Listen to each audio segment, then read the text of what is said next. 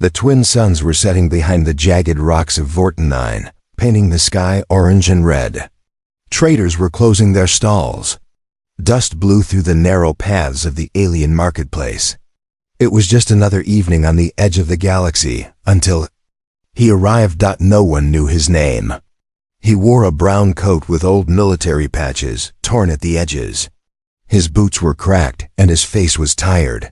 But his eyes were sharp, focused, cold. He carried no weapons, no credits, only a half-broken data pad on his belt and one glass bottle in his hand.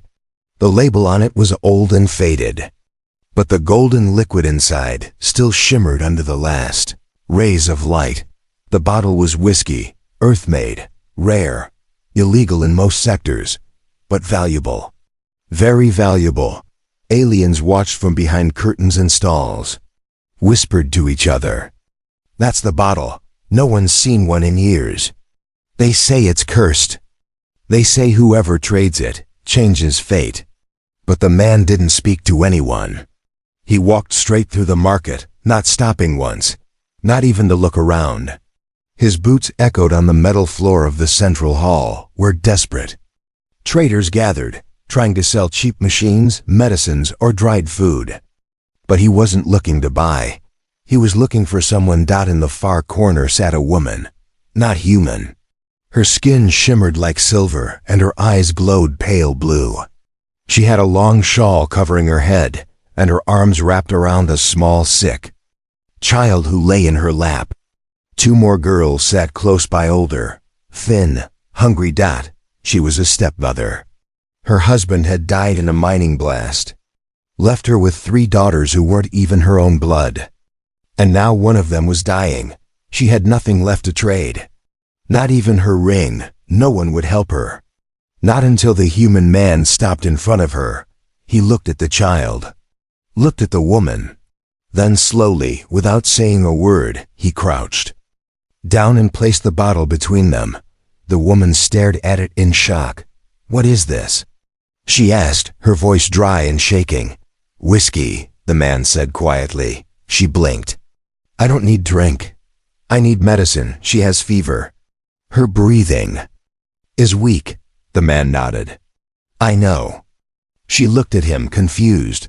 "Why are you giving this to me?" "Because no one else did." She hesitated. Her hands trembled as she picked up the bottle. This is from Earth," she whispered. "It's pure. This liquid has enzymes, compounds long banned in our systems." The man stood. "It will help her, just a little, enough to survive the night." The woman looked up at him, her eyes wide with shock. "Why would you give such a treasure to someone like me?" The man simply said, "You didn't ask for anything but help. That's rare." He turned to leave, but the marketplace wasn't quiet anymore. Eyes watched from all directions. Traders leaned out of their shops. Guards on patrol slowed down. Even the wind seemed to hold its breath. An old alien merchant whispered, "The bottle has been passed. Fate will change." Another muttered, "That man, he doesn't know what he just did." The stepmother gave the bottle to the sick daughter, placing a single drop on her tongue. The child twitched, then coughed, and slowly her breathing calmed. The other 2 daughters watched in silent amazement. One of them whispered, "He saved her." And outside the market, the man kept walking, into the dark, into the cold desert. Wind. He had done his part, a simple trade. One bottle, one act of kindness, but what he didn't know was that the bottle was not just rare, it was ancient. It held traces of Earth's original genetic code, mixed with something forgotten by science. To humans, it was just whiskey. To certain alien bloodlines, it was a key to awaken something sleeping inside them for generations. And tonight, the key had been used. The stars above Vortenine blinked like cold eyes as the wind howled outside the traders' camp. The human sat by a flickering fire, quietly sipping water from a steel cup. He didn't speak. He didn't smile. He just watched the flames dance. To him, it was over. He gave the bottle. Helped the child. It was done, but far behind him, deep in the marketplace shadows, things were not calm. The stepmother sat beside her now sleeping daughter. The girl's fever had dropped. Her skin was no longer pale. She breathed slowly, deeply, peacefully. The two elder daughters sat close, their eyes fixed on their younger sister. But something was wrong, very wrong. The girl's skin had begun to glow. A soft gold shimmer pulsed under her veins. Her pupils had changed, now shaped like stars. The frenzy. Air around her felt warm, charged. The stepmother reached out slowly and touched the girl's hand and gasped. She had only heard of this in stories. Legends of a royal line, long lost, said to carry power that could awaken when touched by the golden drop.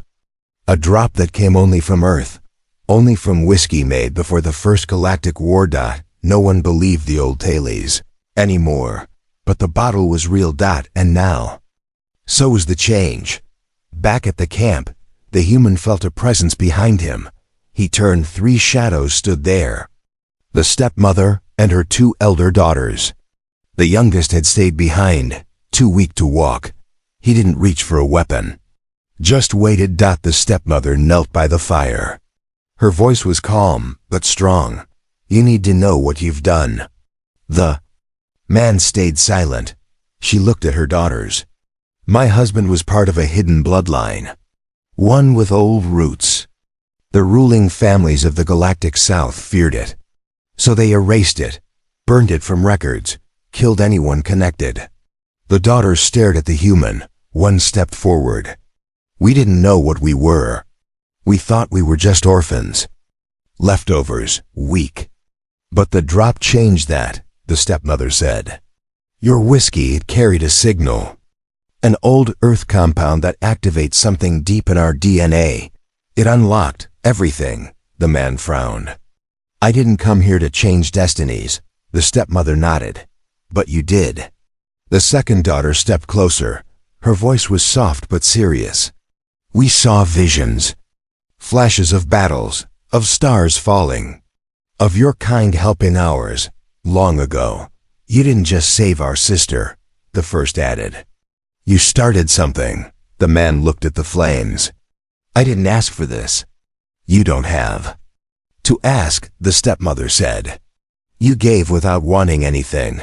That means something to our kind, in our laws. That means a bond. He stood up slowly. I'm not looking for bonds.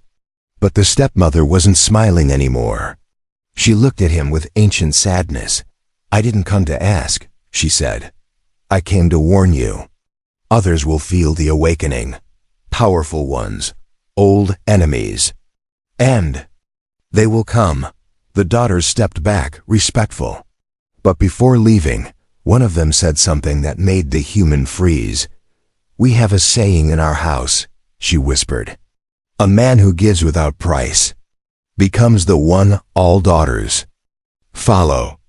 The wind blew harder, and the human was left alone again.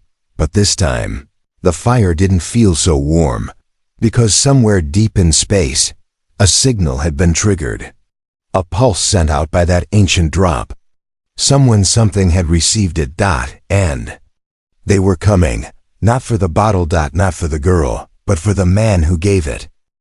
Night passed slowly over the desert of Vortenine, but it wasn't quiet. Far from the traders' camp, winds stirred the sand in strange patterns. Faint lights flickered in the sky, stars maybe. Or ships. The human sat awake, unmoving, waiting. For dawn, he felt something in the air, a tension. A warning, then came soft footsteps behind him. He didn't turn. Just listened. One by one, 3 girls stepped into the glow of his campfire. Not children anymore, not simple daughters. Something had changed. Their eyes now shimmered like starlight. Their presence felt sharp, powerful. Even the air around them hummed. The youngest, now fully awake and standing tall, was the first to speak. You gave me life, she said softly. The man looked at her. No, I gave you a bottle. The middle daughter stepped closer. To us, that's the same thing. The eldest stood still, her arms crossed. Her voice was calm but firm. Our blood is not normal. Our ancestors ruled part of this galaxy before the councils were born. We were taught we were weak, forgotten, but your gift woke us up. He stood now, eye to eye with them. What do you want from me? The youngest girl smiled, not playful, but something deeper. In our culture, when someone awakens a royal line, he becomes part of it. The human shook his head. I'm not royalty. I'm not even rich. But you're human, the eldest said. And that matters more, he frowned. Why? The middle sister answered, because only humans can carry the bond. It was made long ago. A pact between your people and ours. One drop of Earth's golden drink, given freely, can bind the line again. The man took a step back. I didn't agree to this. The girls did not chase him. They simply stood, watching. We're not here to force, the youngest said. We came to warn you. Others have felt the signal, the eldest added. You touched something that was supposed to stay buried, the fire crackled. A shadow passed overhead, silent, fast. The human looked up. Ships, he muttered. The middle daughter nodded. They've arrived. They want to end us before we rise again. The man's hand went to his datapad. He wasn't a soldier anymore. He had left that life behind. But old instincts returned. I need to move, he said. We'll follow. The eldest replied. He turned quickly. Why? Because we choose you, she said simply. Not because of fate. Not because of rules. But because you gave freely when no one else did. The wind picked up. Distant engines roared in the sky. Lights began to flash behind the mountains, scouting. Craft scanning the surface. The human grabbed his pack and looked at the three sisters, tall, calm, glowing. You sure you want to come with me? He asked. The youngest smiled again. We're not coming with you. We're protecting you, the eldest said. Suddenly, their skin shimmered. Patterns ran across their arms like fire dancing on water. Their eyes lit up. And in that moment, the human realized these girls weren't just royalty. They were weapons. Awakened. And they had chosen him. Asterisk. Far above Vortenine, a sleek black ship hovered without sound. Inside, a circle of alien elders sat. In silence. Each wore a silver band across the forehead, symbols of power and age. They watched the data feed on the central screen, the human trader, the three glowing daughters, and the bottle that changed everything. The high voice finally spoke. So, it's true, one of the elders hissed. The bloodline awakened. The royal one, another leaned forward. And the trigger, a human. Of all creatures. Silence again. They knew what this meant. That bottle, Earth's golden drop, had been lost for centuries. The last time it was used, empires fell. Stars burned. And now it was back. The high voice raised one long finger. Prepare the trial beacon, if they refuse to return. We erase them all. Back on the surface, the human and the daughters moved through an abandoned mining tunnel, lit only by their footsteps and faint glows from the girl's skin. The youngest seemed excited, like she had new energy in her blood. The middle one was quiet, watchful. The eldest walked ahead, leading them deeper underground. The human finally spoke. What is this place? The eldest answered, Our father brought us here once, said it was safe. Said no one would find us if something ever woke up. The middle daughter added, Now that we're awake, they'll try to silence us. Who? The human asked. The Galactic Council, the eldest said without emotion. They erased our bloodline long ago. We weren't supposed to survive, but now we glow. That means they'll come. The human clenched his jaw. All because of one bottle. The youngest laughed lightly. It was never just a bottle. It was a lockpick. You opened a vault hidden in our blood. Suddenly, the ground shook. Dust fell from the ceiling. Lights blinked. The walls vibrated with low-pitched tones, ancient signals. The eldest's eyes narrowed. "The trial beacon. They're calling us." "What's that?" the human asked. "It's the council's challenge," she replied. "Show up or be hunted like traitors." The middle daughter looked at the human. "They don't know you. They think you're just a traitor." "But they're watching," the youngest said. "You gave the drop. That makes you part of our house." The human exhaled. "I didn't come here to join any house. I was just a good man," the eldest cut in. "That's exactly why they fear you." In a distant space station orbiting a dead moon, the council's agents sharpened their weapons. They reviewed the man's face on their screens. He wasn't a warrior anymore. Not a soldier.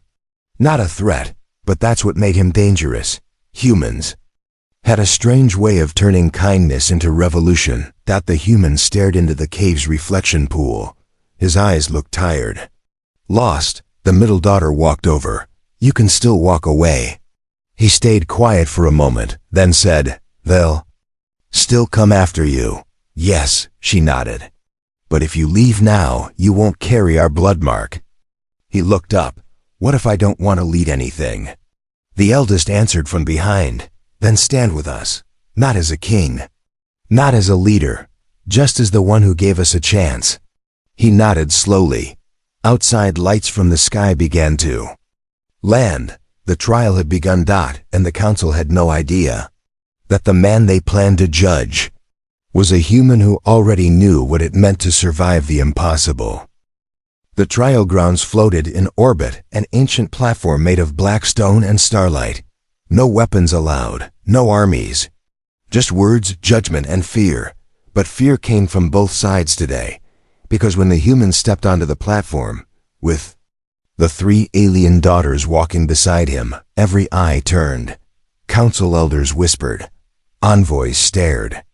Even the guards shifted uncomfortably. The human wore no armor. No crown. Just his worn brown coat and the same cold eyes. The daughters wore robes glowing softly with golden light from within. Symbols of the royal bloodline reborn. One council member stood. "You have broken an old law," he said, pointing at the Konto. "Human, you interfered with the sealed line. You gave the forbidden drop." The human remained silent. The youngest daughter stepped forward. "He gave because we were dying. No price, no demand. Just kindness." The middle daughter added, "That makes him part of us. That makes him family." The council elder slammed his staff. "A human cannot hold royal blood. It's a trick, a lie." But the eldest daughter raised her hand. And in front of all present she glowed, not faintly, not softly, but fully, her entire body shining with a pulse that echoed across the platform. A Diana match. An ancient symbol appeared in the air, the lost crest of the house once thought extinct. The crowd gasped. "It's impossible. She carries the mark. The legends were true." But while some whispered, others burned with rage. On a hidden command ship far beyond, a different kind of council watched the trial.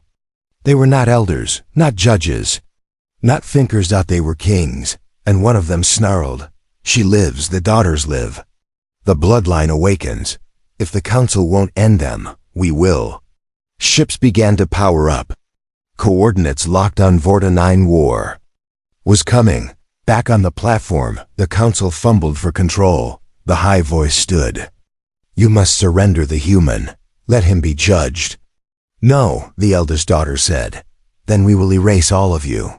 "No," said the human finally, stepping forward. "You won't." The high voice glared at him. "You think we fear a traitor?" The man reached into his coat and threw a small black chip on the floor. It blinked red. One of the council members gasped. "Is that?" "Yes," the human said calmly. "It's a beacon, linked to Earth's defense net. If I don't return, it sends a signal." The high voice's voice cracked. "You're bluffing." The man leaned in. "Do you want to find out?"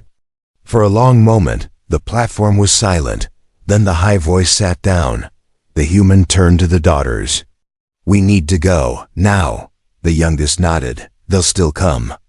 I know, he replied. Let them. High above, enemy ships. Exited warp dark massive. Armed for war. But the daughters had already activated something older. A hidden chamber deep beneath the desert floor lit up. Machines long asleep hummed back to life. Weapons older than the council itself began to rise. The daughters stood in the sand, hands glowing, their bloodline fully awakened. And behind them stood the man who gave them life. Not with power, not with gold, but with one bottle. And a choice no one else made. The sky over Vorten 9 cracked open. Enemy ships, black, wide, and silent, descended like shadows.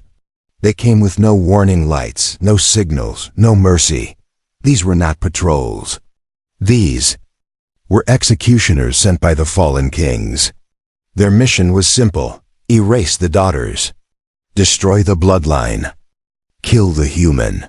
But in the desert below, 3 daughters stood tall. Their robes now replaced by ancient armor forged by the ancestors.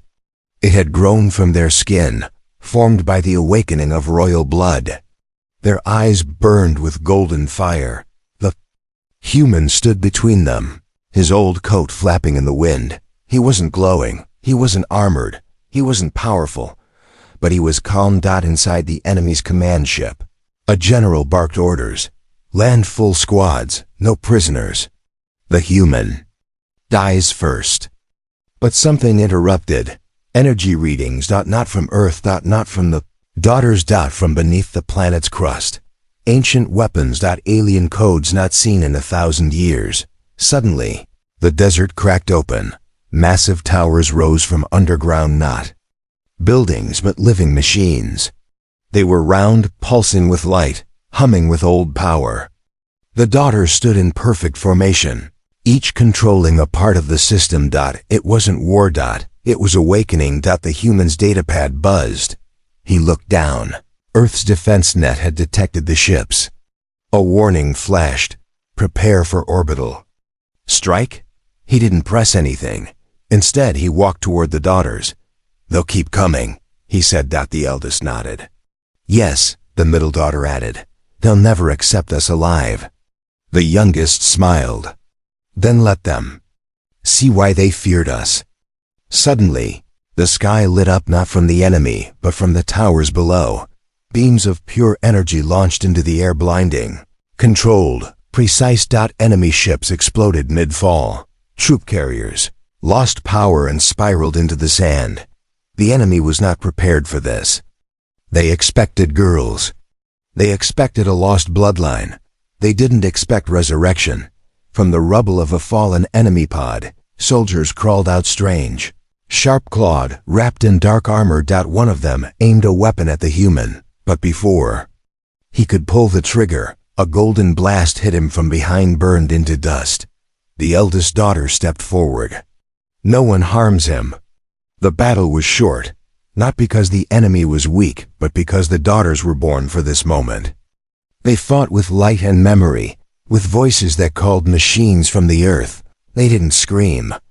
They didn't rage. They simply ended what needed to end. And the human? He didn't fire a shot. But every system, every defense tower, every ancient eye recognized his DNA. Because the bond wasn't just emotional. It was biological. He was now part of the system. Part of the legacy. His gift, the bottle, was recorded as the activation key. He was no longer just a traitor. He was the trigger. When it was over, the dust settled. The ships were gone. The desert was quiet again. The daughters stood breathing. Tired but not broken. The human looked out at the horizon. They'll send more. Yes, the middle daughter said. But now we're ready. He looked at them. I didn't mean for any of this. The youngest laughed. That's what makes you worthy. The eldest stepped beside him. You didn't need to fight with fists. You fought with choice. He looked down at the sand, then at the sky. Somewhere out there, someone else had seen what just happened. Someone more dangerous, and they would come. But he was no longer alone. Weeks passed. Vorta 9 was no longer just a forgotten desert world. Ships now came not for trade, but to ask questions about the light that rose from the sand, about the daughters who controlled ancient machines, about the human who stood among them without fear. They didn't find a king. They didn't find a general. They found a man sitting under a tent, fixing an old water purifier, his sleeves rolled up, his coat still patched and dusty. He didn't wear power. He didn't speak like a hero, but the three daughters stood near him always, not as guards, not as royalty, but as family. The Galactic Council watched from afar. They didn't dare act, not after what they saw, not after the weapon towers, the ancient machines, the ship-crushing lights, and the simple human at the center. A quiet message was sent across all systems. Do not approach Vorta 9 without permission. The lost line has returned. But in the streets of backworld colonies, they said something different. A man gave a bottle of whiskey and became the father of stars. One night, as the desert winds moved slow and the moons hung low, the eldest daughter sat beside the human. You still don't believe it, do you? She asked. He shook his head with a soft smile. I came here to trade. I wasn't trying to change anything. But you did. He looked up at the sky. You could have chosen anyone. We chose the one who didn't ask for anything in return, she replied. The youngest daughter ran over, laughing. They're writing songs about you in the outer colonies. They call you husband of light. The man chuckled. Sounds exhausting. The middle daughter said gently, you're not just our bond. You're the one who gave us freedom. Even if you don't want a title, the galaxy will give you one. He sighed and leaned back. Let them call me what they want. I'm still just a man who traded one bottle. The eldest nodded. Yes, but what you gave wasn't whiskey. He looked at her. You gave hope. Later that night, alone by the fire, the man pulled out an old datapad, dusty, cracked, but still working. He opened a small file, a letter he had written years ago, but never sent. To anyone listening, I didn't come to be remembered. I didn't come to be loved. I came because I had nothing left to lose. But out here, in the edges of forgotten space, I gave something small and found something larger than myself. Family, purpose, and three voices that call me something I never thought I'd hear again. Home, far in the stars, other kingdoms were stirring. Some feared him. Others wanted to meet him. Because in every corner of space, a new rumor had begun. If you ever feel lost, if your bloodline is broken, if your people have been silenced, find the man who gave a bottle of whiskey to a stepmother and earned the hearts of her daughters.